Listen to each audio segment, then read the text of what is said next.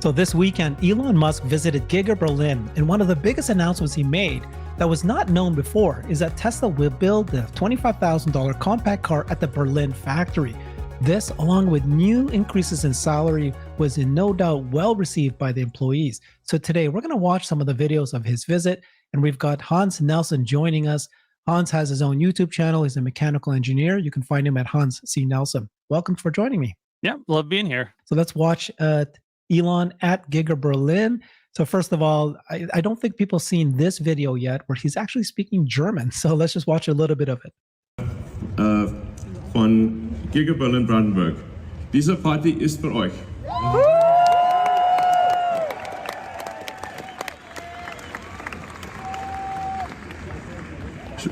Schwerst steht für uns an Oberstelle.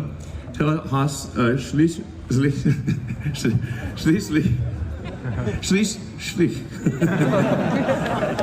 das Versender-Auto massentauglich gemacht. Also macht ordentlich Ramba Samba für den Rest des Abends. Berlin-Brandenburg rockt. Do you speak German, Hans? Unfortunately, no. Even though my name is Danish, I've never learned German. It's actually something I would love to spend some time doing and spend some time in the central part of Europe and traveling around there. But yeah, I haven't done that yet. It was wonderful that he actually took the time. He actually, made sure that he can. He's reading it, but it sounded pretty good. So he must have prepared. So here's his actual announcement in English. Just start off by saying thank you for your excellent hard work in creating what is I think it's one of the greatest factories in the world, and we're looking at the history. Okay, so let's share what he did talk about. First of all, he was on stage. You saw that there. The future. We are the future. Interesting. So Alex Voigt, he's going to be on my channel. I'm going to be interviewing him shortly, but he's the person in Europe, in Germany, and he gives us a lot of news about the European car manufacturers and how Tesla's doing Giga Berlin. So he said that Elon told the Giga Berlin workforce that they're going to increase the wages even more than what they announced before. So wages already rose up to 6% last year, and they're currently being increased by a further 4% for all employees already with the upcoming November payout. In addition, the annual salaries of employees in production are to be increased by 22,500 euros from starting February 2024. This corresponds to a salary increase of up to 18% within 1.5 years. Now, they made a point to say that claims that there is a connection between Tesla's salary adjustments and union activities are devoid of any truth. What's your interpretation of that? Yeah, I mean, it's really hard to concretely say what's the cause of any of this, but we do know that inflation has been kind of running wild here for a little while. And we also know that we've seen significant improvements in the productivity of Giga Berlin.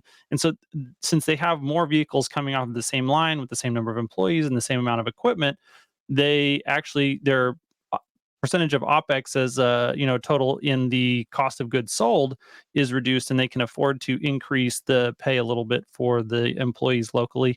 And while I'm sure, if that's not the cause, like if union activity is not the cause, it's definitely a welcome benefit that, hey, if we are continuing to show that we're increasing pay in good faith and working with our employees and valuing them, then they will have a lot less incentive to get tied up in other forms of expensive unionization or litigation or those types of things. Okay. The big news that everybody's pretty excited about was Elon also mentioned that they're going to be officially announced that they're going to build a $25,000 compact car at Giga Berlin. This is just a mock-up of what it could look like.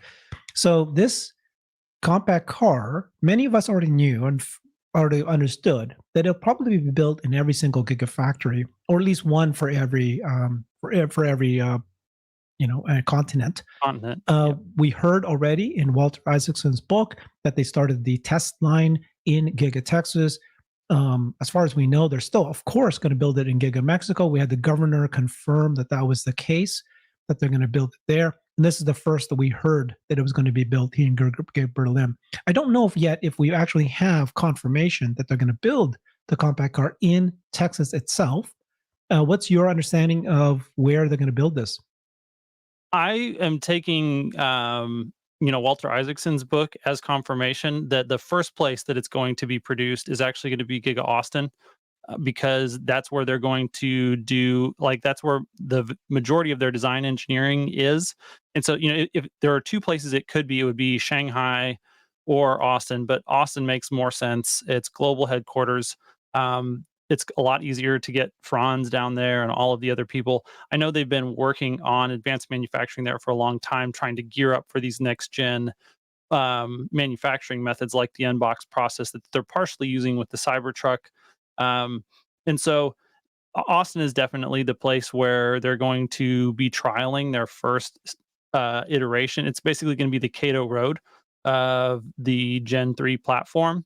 And then from there, yes, it makes sense to me that they would first take that to Giga Berlin and utilize space that they have there, um, as they're expanding the production of that next gen platform before they even get fully rolled out in Giga Mexico. One of the things that this signals to me is it's a different rollout strategy for the Gen 3 platform that is a little bit less capex heavy up front. You're spreading out your investment in building up that production capacity more over time instead of making a massive investment in Giga Mexico, which is an entirely new factory and is going to require a lot more dollars before you see the first vehicle roll off that line and you can start recouping that investment. If they're using existing factories as the trial production, proving grounds, getting things figured out, getting vehicles moving off the line, if they do that, then that allows them to actually be a lot more capital efficient in the rollout of the Gen 3 platform, which is, music to a lot of investors' ears. It may mean that the Gen 3, the next gen platform rolls out a little bit slower than what some people would have hoped. But just given the uncertainty in the macro environment, I think Elon views it as being a little bit wise not to keep his foot on the accelerator so hard, and that they're still going to accomplish the things that they're going to accomplish, but they're just approaching it at 80% speed instead of 100% speed in order to make sure that they have the leeway, both from a cash flow perspective, and also from an engineering resource perspective, to be able to accomplish all of these things. Yeah, I think that what this means is good news, is that it's not as slow, like you're saying, than many people are thinking. They're moving, they're still moving. They're going to expand in Texas, they're going to expand in Giga Berlin. And Giga Mexico, there's actually, I'm going to share some news here that there's actually movement there as well. So this came out just a few days ago. Tesla suppliers are continuing to make movements in Giga Mexico. These Asia suppliers preparing to invest in Nuevo Leon. 3 Asian companies, they're going to actually set up shop near that city: Ningbo, JL Mag, and Kawasaki. So this Ningbo they make automotive shock absorption production. They can invest $700 million and 10,000 new jobs. Ooh, that's a lot of new jobs. 10,000 people.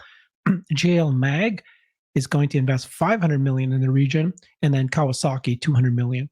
So it says here that these company plans to start construction on their projects by 2024.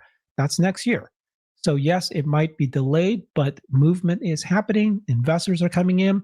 And the governor said that he estimates that Tesla and its suppliers might invest up to $15 billion into Giga Mexico. So just wanted to point out that investments are actually happening. This thing is going to happen. It's just a matter of timing. But in the meantime, we got Berlin, we got Texas. They're moving forward. They've invested. They've got the expansion of the location. They spent a lot of time in the earnings call talking about it too. So any quick last comments? Yeah, one of the things that I love about bringing up that point about the Chinese part suppliers is I think that that was one of the sources of some of the misunderstandings about the timeline of the next gen platform, is that when we saw those suppliers say that their timelines had gotten pushed out, people assumed that the entire Gen 3 platform product was pushed out that distance. What they don't realize is that those pliers are allocated specifically to the Giga Mexico plant. That if Tesla's going to move forward rapidly with the development of next gen platform in Giga Austin, they're not necessarily going to use those Chinese suppliers. Now they're going to use domestic US parts manufacturers and parts suppliers. And so they can still move forward at the same pace. Nice. They're just using different part suppliers. And then the same will be true. Like these Chinese suppliers are not going to be the ones that are providing parts for the next gen vehicle platform that's manufactured in Giga Berlin either. So we're seeing that this is going to happen. It's going to happen in Mexico. These are the people that are going to be supplying the parts in Mexico. And Mexico is just moved to the back of the line of Gen 3 platform manufacturing instead of the front of it. I've created a website that is the most comprehensive resource for the Tesla investor. Please check it out. Simply go to my website at herbertong.com. Nice. Thank you, Hans. So yesterday we did a video. I'll pin it to this video, and it's going to show you that there's a lot of work in trying to improve the efficiency of Giga Shanghai, but also lots of potential discussions and planning for the humanoid robots to be able to take over some of these jobs. Thank you, Hans. Follow him on his YouTube channel, Hans E. Nelson, and on X. Thanks, everybody.